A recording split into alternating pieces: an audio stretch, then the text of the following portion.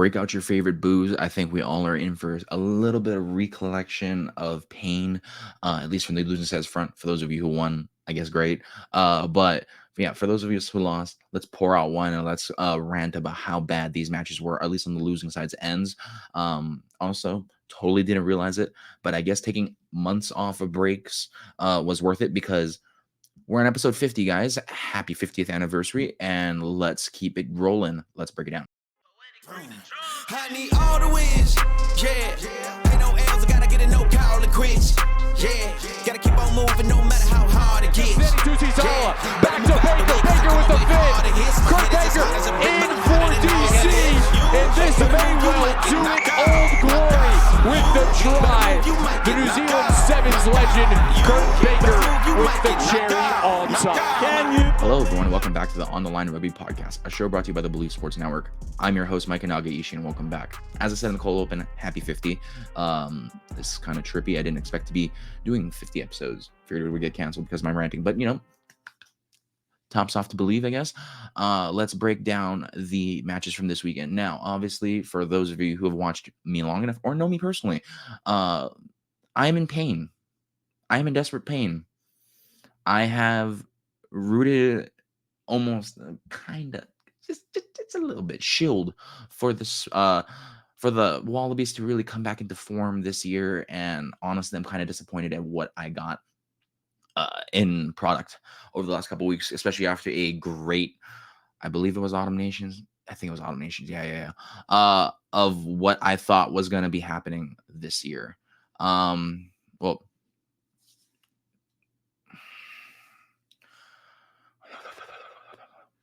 hello, everyone, and welcome back to the On the Line Rugby podcast, a show brought to you by the Believe Sports Network.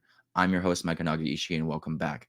As I've said in the cold open, happy 50. For those of you who have watched us long enough or know me personally, I've wholly expected this to be canceled just because I am such a ranty take, I guess. I tend to get really disappointed really fast, and this is another episode where I will be very disappointed. And continuing with the news of last week, we'll keep that at the end. But in terms of just the blood as lows, for all those who know me personally, I'm a Bach fan. Wanted the Wallabies to win. You guys have watched this long enough. I hope you guys have gotten the tone. But yeah, it's just been disappointing. Outside of the Steinlager series, I haven't seen much to really gleam out of what a Wallabies team with Joe Schmidt was really going to be. You see moments, you see pieces, but not enough. As for the Bach, I was really hoping it would not be this disappointing as to why they lost. I know that the Pumas are a great team. I know they got to the quarterfinal. I wish I would have saw them, advance into the finals. But being that as it may, things happened where they happened. And, I assumed, you can't stay undefeated forever. And, obviously things are going to drop. But, to go down like that is not necessarily your greatest bet. And just in general, it's obviously hard to see your team lose very close margins. Those Niner fans who know, up the Ramley, we all saw what was happening, bang, bang, escalator gang, as my friend put it. But, comeuppance this weekend, USC, for all those American football fans or those who know me personally, very painful to watch it this weekend in the big house. But let's break it down as to what happened, at least in the block game first. So, to me, I really didn't like a defense on either side, whether it was the Pumas choking in with the center focusing on the bail on that first try. You had multiple lines off that first try. I understand this, but you had about 8 people there. You're telling me you can't stop 4 people. It's one eye to one eye. If this is an international side where, in my opinion, you should be at the not only peak of your standards for your country, but arguably for your hemisphere. And you're not showing that with your defense that got this far. So they definitely started off the ball a little early. Obviously giving, Afalele Fassi very easy opportunities to move. I think this move could have been easily stopped. Very elementary, I think, personally. But, I think it was done to perfection by the Bach and not by perfection to the Pumas. If you look at the Pumas defense for a majority of that first half, they were really concerned with getting tight in the middle and playing very fast and loose out wide for whatever reason. Now, I understand that the Boks are like to play tight ball. They like to play big pods and try to maul it through. But at the same time, you need to be able to dictate the tempo on the edges as well. your edges are too far out, whether it's your flanker or your wing, and you're giving too much space on the inside. Your center, your other flank corresponding to that on the inside, is now having to choke in to help the rest of the defensive line. And we see all that all day long on majority of the tries in the first half. As for the box, everyone knows that their shooter defense is basically, if it's not done to perfection, it's going to fail. And some teams like England have exploited that perfectly with Eddie Jones. Other teams like the Pumas have also exploited this to perfection. Some don't. But, being that as it may, I think it was an interesting take. So the majority of the time when you're looking at the box shooter D, it's normally the third guy in from the edge, which is normally like what, a center, maybe a lock or a loose forward shooting in. Normally that's the Peter Steph Dutoy role, to shoot in, keep the two guys on the edge going and move it on. Or in recent years, it's been the wing to shoot it and the rest of the team rolls around the back to cover that edge. As we all know, it's a YOLO thing. Some of it will work, some of it won't. Being that as it may, let's move on. I thought it was interesting that they used the second guy from the edge, which is normally the center or a opposite flanker, to keep that down, and it kept blowing up in their face left and right. Now, I think their biggest thing versus the Pumas, at least in this early stretch, was that they weren't getting, I'm not going to say high tackle, but they weren't stopping the Pumas from readily offloading the ball. Whether they were getting blown up by Chocobates on that beautiful try, who just sat, I believe it was Peter Steph Dutoy on his behind, or if you're looking at the rest of the game, you're looking at guys constantly going for legs and below. You're not looking at guys trying to hit in the chest, trying to hold the arms to stop the pass. It's just basic sevens mentality. And at that point, the edges were open. You had one guy covering two or three people, and next thing you know, it was all over. I think giving these up much too easy, much too early, really put the box on the back foot. Obviously, as you know, or you guys should know, for those of you who don't, the box like to play a good possession ball. If you're looking for a team that's just going to hang on and get a couple points, and maybe to most people win by the skin of their teeth, to the others who know win by defense and possession, it's the box game. They're not necessarily going to blow you away with scoring tries. They can, but majority of the time they won't. They're just going to try to blow you through, force you to make mistakes and constantly give them possession of the ball. And to give up basic opening moves to score the game is horrendous. Now, that was a great line by Chocobates and others, but I think they really need to work on coming into this game a little bit more ready, a little bit less half-cocked, I think. You could tell it was a lot less intense in the first half than the second half on defense, and just moving through, just playing consistent throughout the rest of the way. This is not a team you should be taking lightly. This is a Puma team that relatively is getting better and better each year. From when I started watching internationals to now, I think they have made one of the biggest jumps in terms of teams that I've watched in the Southern Hemisphere. When they used to play in Super Rugby to now, the Jaguares were an okay, middle of the tier for those of you who watch West Coast sports, kind of a Oregon State, Washington State type of deal. Definitely a tier below, but they can punch to a tier above. Now there are you could argue a top 10 team in the world at the current moment, and I think that mindset has changed for them, but for the Bach, it really hasn't. And just the amount of errors in this game on both ends, it was ferocious. I was not expecting that at all. And that's why you lose. You should not be going to the last couple minutes hoping for turnovers off of whether it's hands in the ruck, not rolling away, etc. Jaden Hendricks and I forget who the 9 was for the Pumas, but both of them basically got their feet in the way to really stop the player from rolling away, and that got them the ability to turn the ball over to get the game done. Now, obviously, it didn't work in the Box favor, but being that as it may, I thought it was still brilliant to try, but I don't think it should ever come down to that. I really thought that the Box should stay disciplined more in line speed, maybe stop the Pumas a little bit, but to maybe stop them just a little bit better, just because Chocobates could have been unleashed. We've seen it in the World Cup. We've seen it in the URC. Thankfully, he hasn't yet.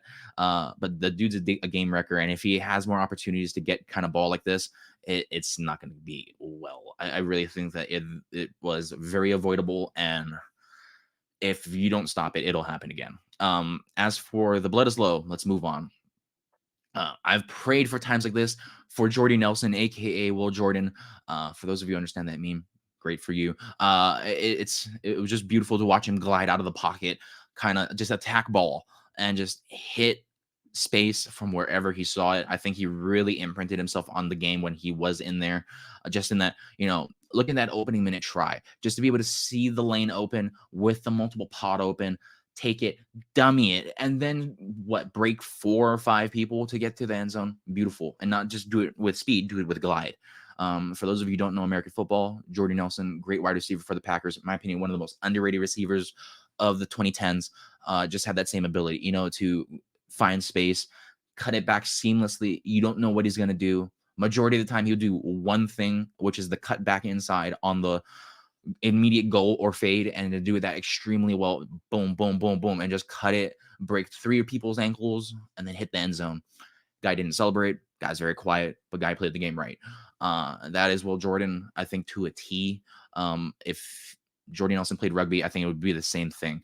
Overall, if you're looking at this game, I think there's a lack of urgency is atrocious for Australia. For Australia to want to play this more physical game, especially with guys like Will Skelton, Lukan Salakaia-Loto, Angus Bell when he's in there. You could argue Lenny Kitao when he hits, he brings a message. This should not be happening. I've seen too many guys walking or semi, I guess you could call it, the really hippie fast walk. Yeah, it looked like that. It was bad.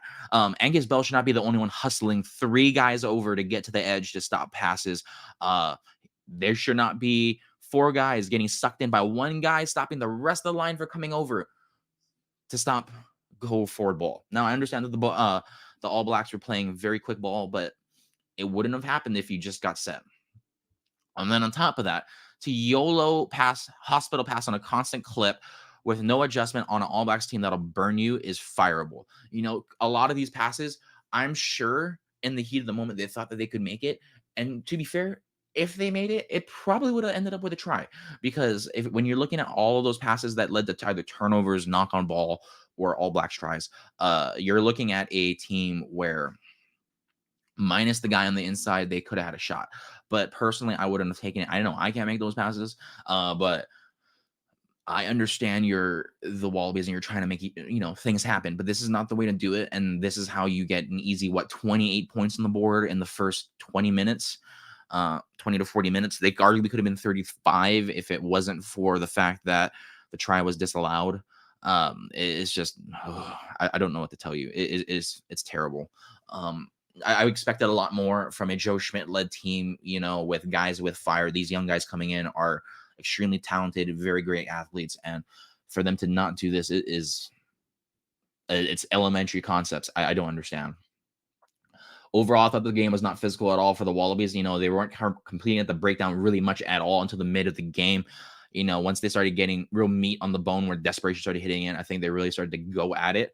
I just didn't see that kind of fire out of it.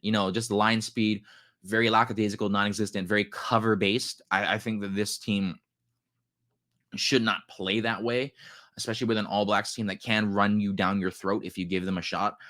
You need to be a little bit more aggressive. You can still be covered. Don't get me wrong.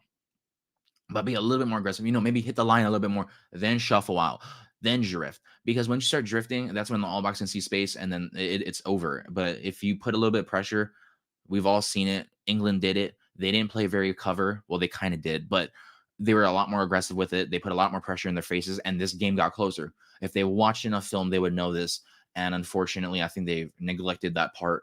I think you should really look at where teams succeed. Obviously, for film, I think it's elementary concepts and just grow from that. And if you're not doing that, you're not doing a great job as a coach. So I think that coaching staff needs to work on that a little bit. Just throwing flat ball constantly, not looking at reads that the All Blacks have basically gotten easily made on this team is just terrible. I think this should have been revised a long time ago, something that should be fixed. And hopefully this team will come back good in the next few days, and we'll see them in Bledisloe 2 light it up. Hopefully. I think the biggest question for me was in the final minutes for Lolesio to pick the line out in the 5 meter rather than go for the straight points and go for the 2 tries later on. I understand you need the points. But let's face it, your team was not good at lineout all day. They were constantly getting pressured by the All Blacks, where there was Tupou who was constantly making himself known in that lineout spot. Wallace Atiti in the back end knocked around a couple balls that easily could have been Australia tries. It was a bad day at set piece for them. They are not the Springboks. I think if you're not throwing on a constant clip very, very consistently to Lukan Salakaya Loto, you could argue just maybe Fraser McWright. This team is useless at lineout. And that goes for, whether it's the Bok, whether it's against the Pumas, all teams strong at lineout. The All Blacks, while not terrible at lineout, are not slouches. And I think their teams are way better at set piece, off attack, and defense than the Wallabies. So to compete with them at that was terrible. I think if you were going to go for that, go for a scrum. I don't know. Maybe if you felt lucky, felt a little bit, 50-50, go for a tap and go. If not, go for the points. It's just game management. You would have had the ball back. You could have scored the tries. You were getting explosive in that second half.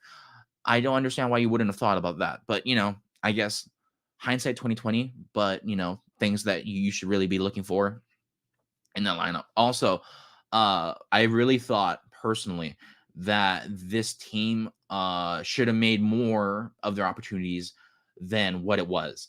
Obviously in the second half, you had 2 or 3 yellow cards from the All Blacks and 1 from the Wallabies. This should have been a much more open-ended game. You only started really getting into it in the last 10-15 minutes. For them to stick with that is ferocious. I really thought that they should have at least gotten 3 points, 6 points, something out of this.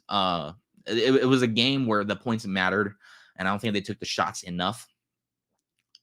For a team like this, you're going to have to play a little bit more slower, a little bit more conventional. I know you want to play out wide. I know you want to score tries, but be slow and methodical. It shows up with the Boks. It showed up with the Pumas. It can show sometimes for the All Blacks. Wallabies, you just need to evolve, and I think we'll see a different game plan. I hope we'll see a different game plan for this week. As for the news that I think I could rant on for 3 years about, I saved this from last week because I figured, I was going to rant for an hour, and I think this gives me the perfect leeway to at least do maybe 10 minutes of that.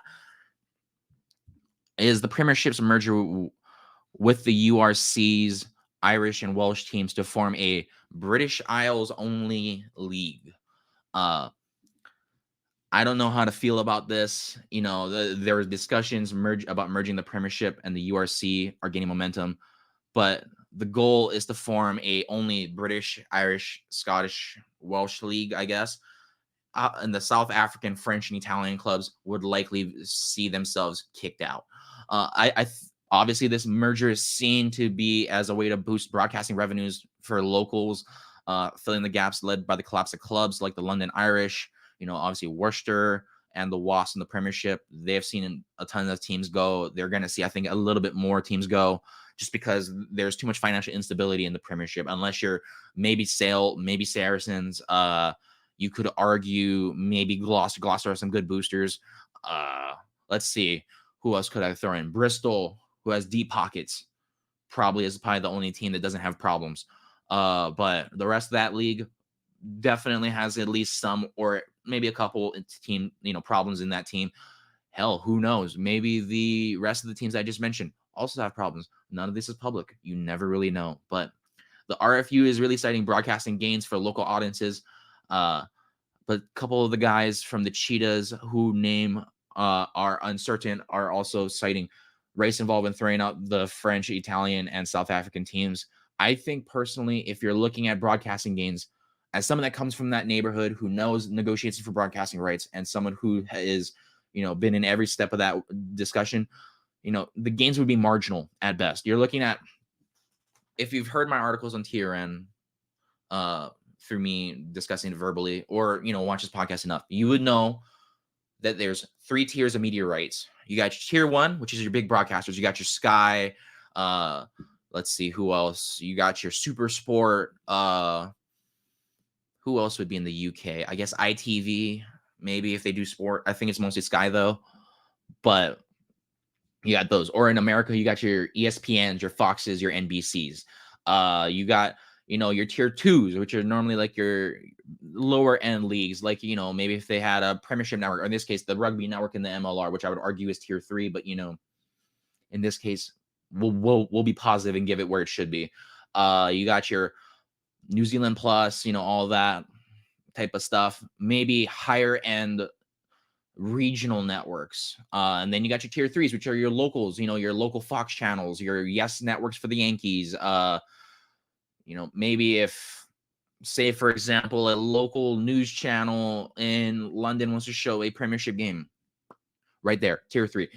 And the rest of them would be, not in that discussion at all. In the UK, if I remember correctly from my time there, you're looking at maybe three big teams and leagues and networks that could really cover that tier one spread. You got ITV, you got Sky, and maybe, just maybe, you got a little bit of that NBC money because NBC has a big portion in London. Overall, I don't think that tier one would be that big. Tier two, or virtually non-existent, because most of them just play on the big networks in England and Ireland. I don't think there's enough to support the RFU hemorrhage that has cash really just over the recent years. Given that the UK and Ireland are smaller markets, in my personal opinion, you're looking at obviously islands with very limited populations. You're not going to see a lot of big games when you play with the Premiership versus, say, you'll get your Premiership versus Leinster, your big game versus Munster, maybe Ulster if they come back, the Cardiff Blues or the Scarlets if they come back, the Ospreys if they decide to maybe get a little bit more players despite having more old guard. Maybe, I don't know, Glasgow Warriors. But it's mostly smaller markets. You're not going to get the big revenue sharing and tier rights of the URC comp that would in theory make them more money. But I think this is a perfect example. I think if Eric Cartman ever did Brexit, the classic "screw you guys, I'm going home." That's basically how it feels right now with everything. I don't understand why you would do this. You're facing better competition that's growing the game on northern and southern hemisphere sides. You're seeing more money because Jay-Z is pouring in cash for this URC comp. And yes, for all those who don't know, Jay-Z owns a piece of rugby. He also owns the Sharks, but we're not finna talk about that. You're looking at easy big time matches that bigger networks are going to want to have. You're going to want to have your Toulon versus, say, Sale in the Champions Cup. You're going to want your Stormers versus Leinster. You're going to, all these teams. This big of a comp with this much teams, all of them with big time aspirations, most of them being home run hitters in this comp, is already a gold mine when it comes to cash. You already see the amount of cash that they're able to throw to sign new players or get upgrades to their broadcasting quality. The UK is not going to be able to do that for you. I don't care what Sky throws at this, ITV, NBC, they're not going to have the same amount of money when they're losing the revenue sharing of all that. The broadcast quality is going to come to the side. They're going to be a lesser product. And just like the MLR, when they do things on their own without proven contract to help us, they will fail. Revenues will be down. The website will be looking different. You won't get the same amount of content or quality thereof. It's going to be different. Overall, I think this move would be very dumb on the RFU. Wouldn't be surprised if they did do it. It's definitely in the British character, I think, to pull this off. But it's definitely something that I think would hurt them more than they would gain out of this at all. I think a Super Rugby return for the South African and kind of Argentinian teams would be kind of out of the picture. As I would have liked, I would have liked, if we were to merge conferences, maybe three big super conferences in the world. You got your Europe and England kind of URC comp going on, Super Rugby and the American teams going back to back with each other. You got your Super Rugby in the Pacific, with Fiji and all those teams, Japan, Georgia, I guess, blowing up. And then that's it. 3 big super conferences around the world having great competitions, having great media rights and great money. But mean that as it may, I think they would want to stick with the French. I would assume that it would force the lost teams to move back to a Pro 14 format with the inclusion of Georgia, Romania, and Portuguese teams to really kind of fill in the lost income gap.